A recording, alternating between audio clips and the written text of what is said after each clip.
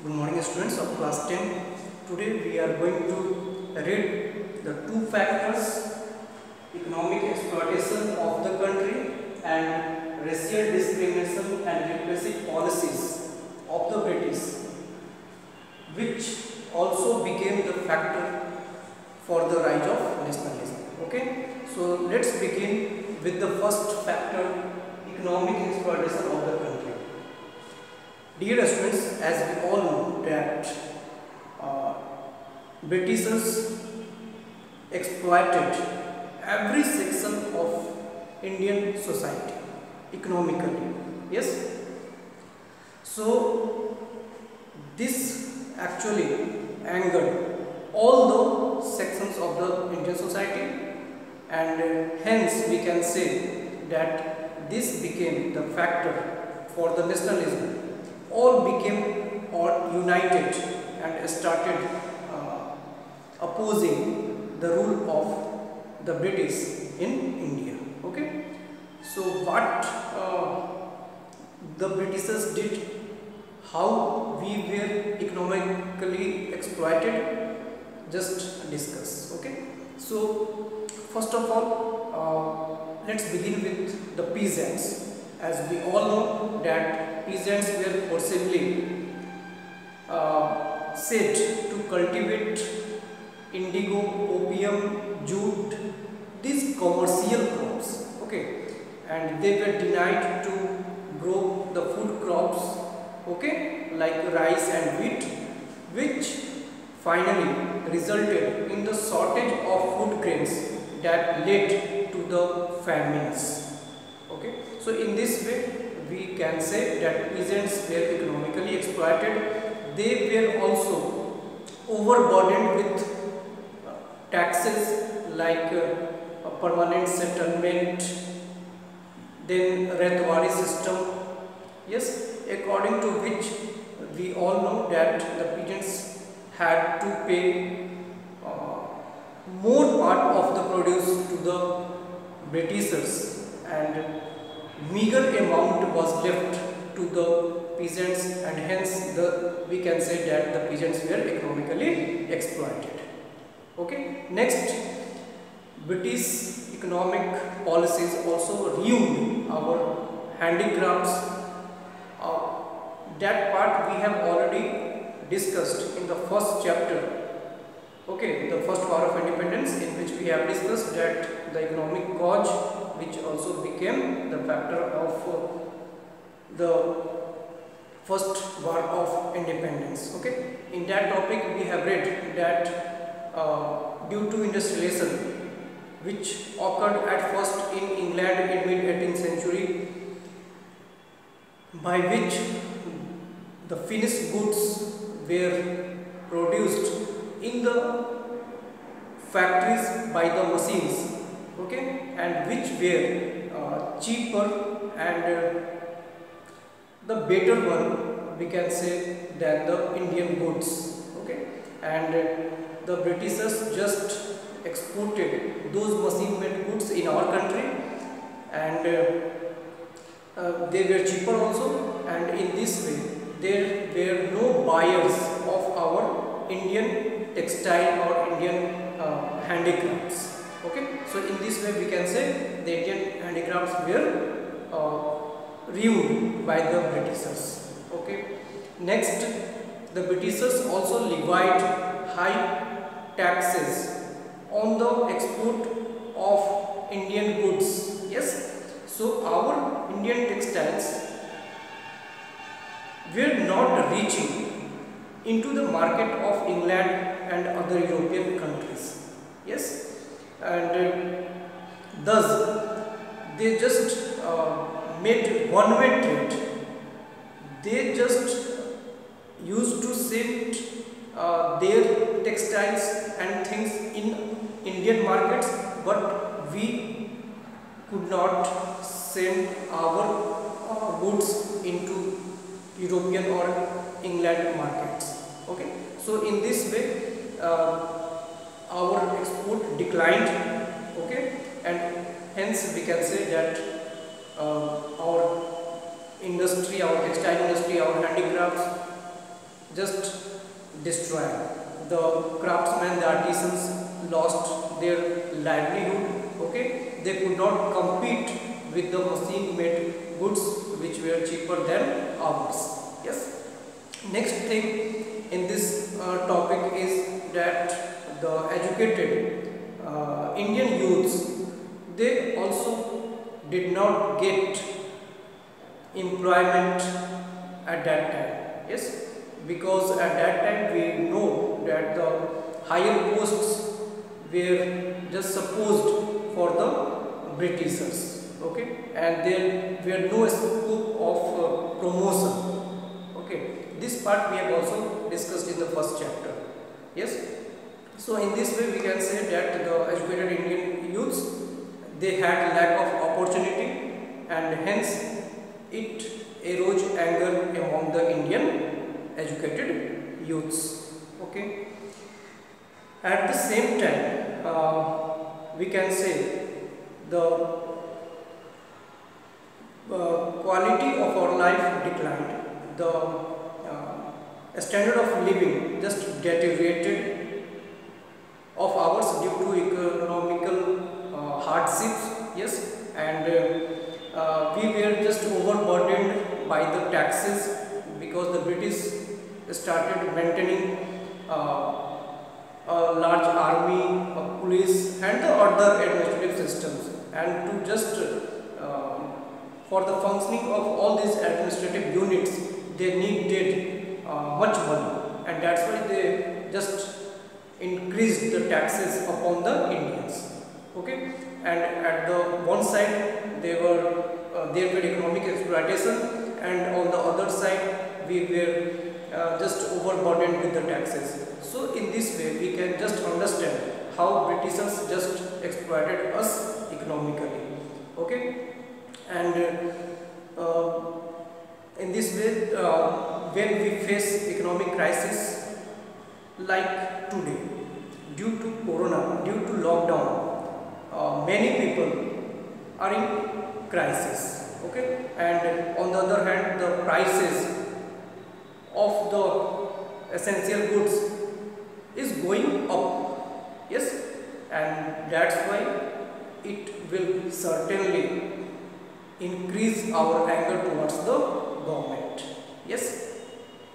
Okay, so in this way we have just understood that due to economic exploitation of the country, we people felt that the Britisher is the main culprit for all kinds of sufferings, and we just started feeling that we all people are just suffering due to their policies, and hence a kind of oneness, commonness came among the Indians, and hence we can say this also brought nationalism among the Indians. Okay, the next topic is racial discrimination and repressive policies. Racial discrimination, it means that Britishers treated Indians badly. Britishers considered themselves superior to Indians. Yes, they considered themselves as whites, and they considered Indians as blacks. Okay, so the difference, when we start differentiating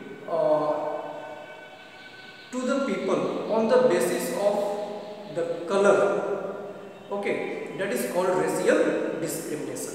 Yes, and we all know that due to this racial discrimination, the Indian ones, they were not allowed to just sit with the white people. Suppose in train, in any compartment, if the Britishers have sit over there, the Indians were not allowed to sit in that compartment. Okay, and wherever the Britishers used to go to any public places, the Indian ones were not supposed to go with them at those places. So this is racial discrimination. They treated us very badly.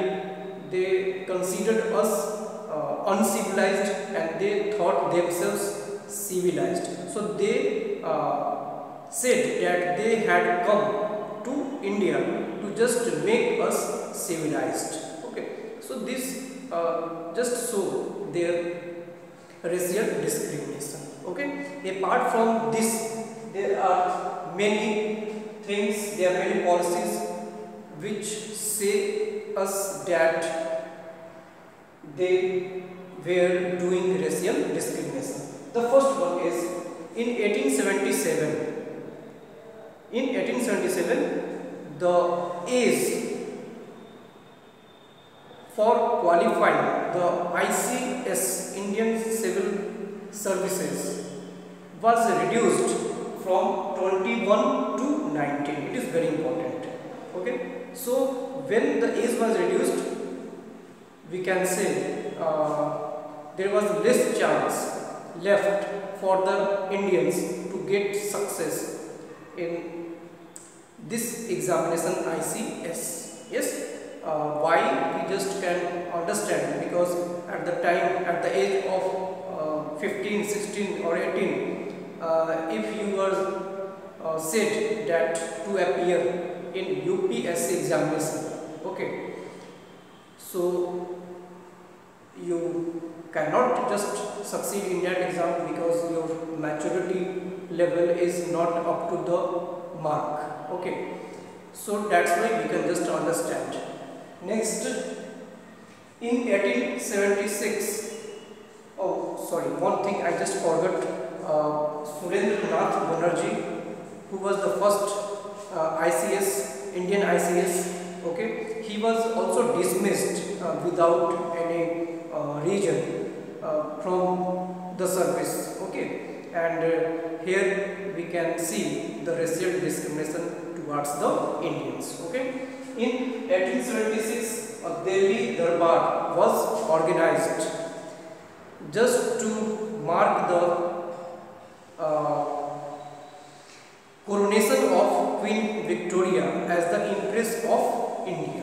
Yes, so in 1876, it is very important, a Delhi Darbar in Delhi was organized to mark the coronation of Queen Victoria as the Empress of India, and this actually just reduced the status of Indian princes or rajas. Okay, and in this organization, Lord Lytton spent a lot of money, yes, to make the celebration a grand celebration, we can say. Yes, and a huge amount of money was just wasted, we can say. And at that time in our country, there was people were suffering from famines. Okay, so instead of helping those people who were just suffering from those famines, Lord Lytton, who was the Governor General of India, Viceroy of India actually, he just spent the money on organizing such kind of event. So this also angered, this also showed us the racial discrimination. Yes. Next, in 1878, Vernacular Press Act. It is very important. Vernacular Press Act for board examination, it is very important. In 1878, this act was just passed by Lord Lytton. It is very important. Who was the Viceroy of India at that time? So Lord Lytton introduced this Vernacular Press Act. According to it,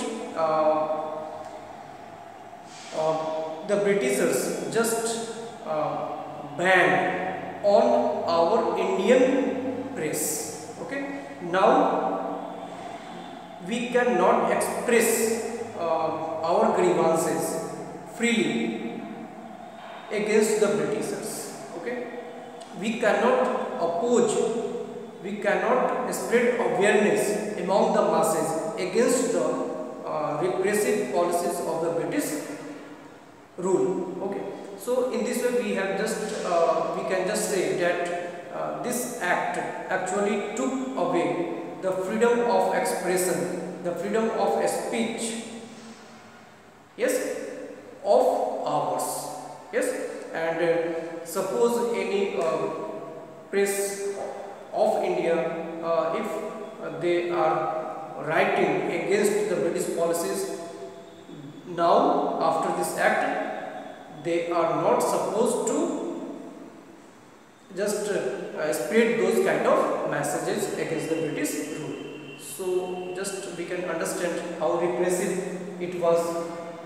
Next, in 1878, one more act was introduced by the Britishers, the Arms Act.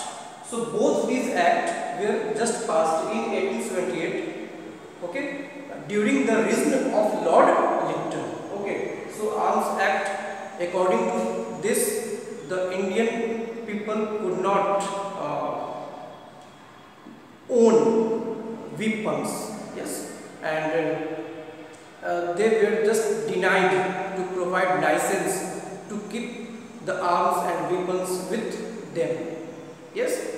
So in this way just we can understand that in the lack of weapons, how could we face against the mighty Britishers. So all these acts actually made us weaker, we can say. All these acts just were introduced to reduce the protest of Indians, okay. Next, Ilbert Bill. It is also very important, Ilbert Bill. According to this act, according to Ilbert Bill, the Indian magistrates, the Indian judges were not supposed to look into the cases of the Europeans, okay. And the Indian magistrate, the judges can just give justice, they can just look into the cases of the Indian ones, yes.